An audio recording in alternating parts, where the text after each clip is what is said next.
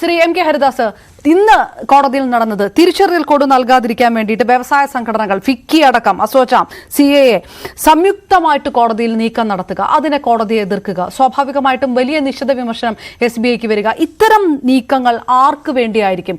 ഭരിക്കുന്ന പാർട്ടിയായ BJPയിലേക്ക് ഏറ്റവും കൂടുതൽ ഇലക്ട്രൽ ബോണ്ടിന്റെ തുക ഒഴുകുന്നത്, അതിനൊരു രാഷ്ട്രീയ സ്വാഭാവികതയുണ്ട്. അതിനപ്പുറത്തേക്ക് ഈ കൈകൾ തീർത്തും ശുദ്ധമല്ല എന്ന് ഒരു പാർട്ടിക്കെതിരെ മാത്രം വിരൽ ചൂണ്ടിയാൽ മതിയാകുമോ?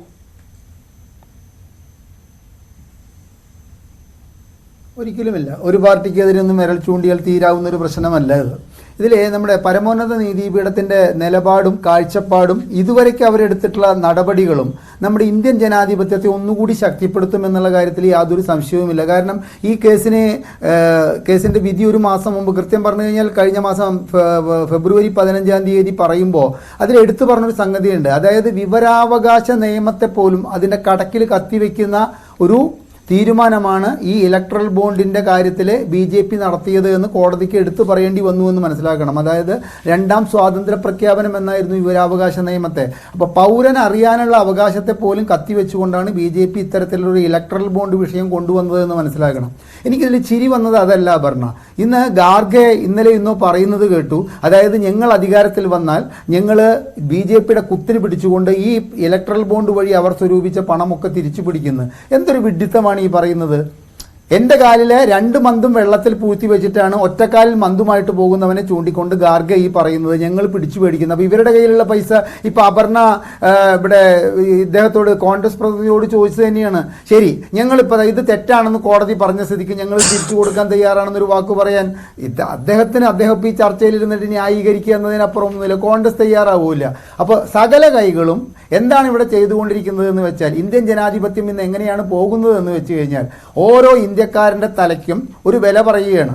നിങ്ങൾക്ക് ഇവരെ ചൂഷണം ചെയ്യാൻ വേണ്ടിയിട്ടുള്ള ലൈസൻസ് ഞങ്ങൾ നിങ്ങൾക്ക് തരാം, നിങ്ങൾ ഞങ്ങൾക്ക് ഇത്തരത്തിൽ അവിഹിതമായ ഫണ്ട് ഞങ്ങളിലേക്ക് എത്തിക്കൂ, നിങ്ങൾ അവരെ എങ്ങനെ വേണമെങ്കിലും ചൂഷണം ചെയ്തോളൂ. 100 കോടി രൂപയുടെ ഇലക്ട്രൽ ബോണ്ട് വാങ്ങിയ മറ്റേ ആന്ധ്രാപ്രദേശിലെ മേഗാ എഞ്ചിനീയറിംഗ് കമ്പനിക്ക് 1460 കോടി രൂപയുടെ കരാർ ലഭിച്ചു എന്ന് പറയുമ്പോൾ ആ 1460 കോടി രൂപയുടെ കരാറിന് അവർ അർഹരല്ല എന്ന് മാത്രമല്ല, കേവലം 900 കോടിക്കോ 1000 കോടിക്കോ കൊടുക്കാവുന്ന ഒരു കരാറാണ് 1460 കോടി രൂപയിലേക്ക് അവർക്ക് എത്തിച്ചിരിക്കുന്നത്. അപ്പോൾ നികുതിദായകനെ ചൂഷണം ചെയ്യാൻ ഞങ്ങൾ നിങ്ങൾക്ക് എല്ലാ ഒത്താശകളും ചെയ്തു തരാം, നിങ്ങൾ അതിന് ഞങ്ങൾക്ക് ഇത്തരത്തിലുള്ള കുറുക്കു വഴികളിലൂടെ ഞങ്ങൾക്ക് പണം തരൂ. അതിപ്പോൾ മാസപ്പടി വിവാദമായാലും, മാസപ്പടിയുടെ പേര് മാറ്റിയിട്ട് ഇപ്പോൾ അത് ഇലക്ട്രൽ ബോണ്ട് ആയാലും, ഇത് ജനങ്ങളെ ചൂഷണം ചെയ്യാൻ രാഷ്ട്രീയക്കാർ ചെയ്യുന്ന മുഖമൂടികളാണ്.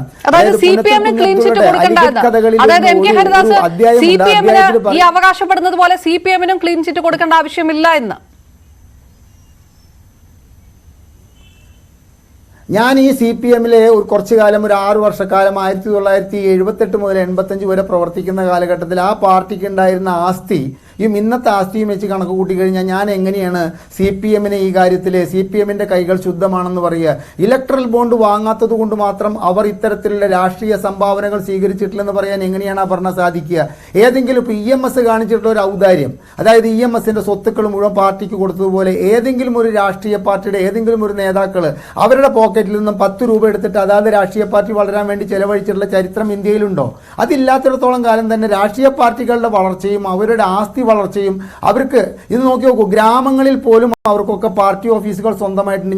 ഞാൻ CPM-ൻ്റെ കാര്യമല്ലാട്ടാ പറയുന്നത്, മൊത്തത്തിൽ ഇന്ത്യയിൽ പ്രവർത്തിക്കുന്ന മിക്ക രാഷ്ട്രീയ പാർട്ടികൾക്കും. ഞാനൊരു കാര്യം പറയുന്നത് അപർണ ശ്രദ്ധിക്കുക. അതായത് 2006 എൻ്റെ ഈ പൊതുപ്രവർത്തന സാമൂഹ്യ നിരീക്ഷണമൊക്കെ തുടങ്ങിയിട്ട് ഞാൻ ഈ വിവരാവകാശ പ്രവർത്തനത്തിൽ ശ്രദ്ധയാകർഷിച്ച് നിൽക്കുന്ന സമയത്ത് കേരളത്തിലെ ഒരു പ്രാദേശിക പാർട്ടിയുടെ ഗുരുവായൂർ നിയോജക മണ്ഡലത്തിൻ്റെ ഒരു ഓഫീസ് തുടങ്ങണം. അവിടെ ആ ഓഫീസിൽ ഇരുന്നു കൊണ്ട് അവിടെ ഒരു ബോർഡ് വെക്കണം ആ പാർട്ടിയുടെ. അതിന് എനിക്ക് ഓഫർ ചെയ്തെന്ന ആ കാലഘട്ടത്തിൽ 2006 എനിക്ക് മാസം 20,000 രൂപ അവർ ഓഫർ ചെയ്തിട്ടുണ്ട്. അപ്പോൾ ഇത്തരത്തിൽ എന്താ അവിടെ ഒരു രാഷ്ട്രീയ പാർട്ടിയുടെ ബോർഡ് വെക്കണം. അപ്പം ഞാൻ ചോദിച്ചു, ഇതിൽ എനിക്കുള്ള ബെനിഫിറ്റ് എന്താ? പിന്നീട് നമ്മൾ ഏത് പാർട്ടിയിലാണ്, ഏത് മുന്നണിയുടെ ഘടകകക്ഷിയിലാണോ ആ ഘടകകക്ഷികളിലെ പ്രാദേശികമായിട്ടുള്ള എല്ലാവിധ, ഇപ്പോൾ സഹകരണ സംഘത്തിലെ മെമ്പറാവാം, അതുമാതിരി തന്നെ ദേവസ്വം ബോർഡുകളിൽ ഒഴിവ് വന്നു കഴിഞ്ഞാൽ അവിടുത്തെ മെമ്പറാവാം. അപ്പോൾ ഇത്തരത്തിലുള്ള ഓഫർ വെച്ചിട്ടാണ്, അവർക്ക് എന്നെ അറിയാത്തത് കൊണ്ടാണ് അവർ വന്നത്. ഞാൻ രണ്ട് കൈയും കൂപ്പി പറഞ്ഞു ഞാൻ ഒരു രാഷ്ട്രീയ പാർട്ടിയോടും കൂറു പുലർത്തുന്ന ആളല്ല. പക്ഷെ പിന്നീട് ആ ഓഫർ ഏറ്റെടുത്തുകൊണ്ട് എൻ്റെ നാട്ടിലെ അത്തരത്തിലൊരു ബോർഡ് വെച്ചിട്ടുള്ള ഒരു പാർട്ടി ഓഫീസ് പ്രവർത്തിക്കുന്നത് ഞാൻ കണ്ടു. അപ്പോൾ പാർട്ടികൾ ഇത്തരത്തിലുള്ള കാശ് അവർക്ക് ഉണ്ടാക്കേണ്ടത് ആവശ്യമാണ്. കാരണം അവർക്ക് നിലനിൽപ്പാണ് അവരുടെ പ്രശ്നം. ഞാൻ പിന്നെ BJPയുടെ ഇവിടുത്തെ പ്രതിനിധിയോട് 1-2 ചോദ്യങ്ങൾ ചോദിക്കുകയാണ്. അങ്ങ് എന്തൊക്കെ ബാലിശമായിട്ടാണ് സംസാരിക്കുന്നത്? ഈ SBIയുടെ നിയന്ത്രണം ആരിലാണ് സാർ?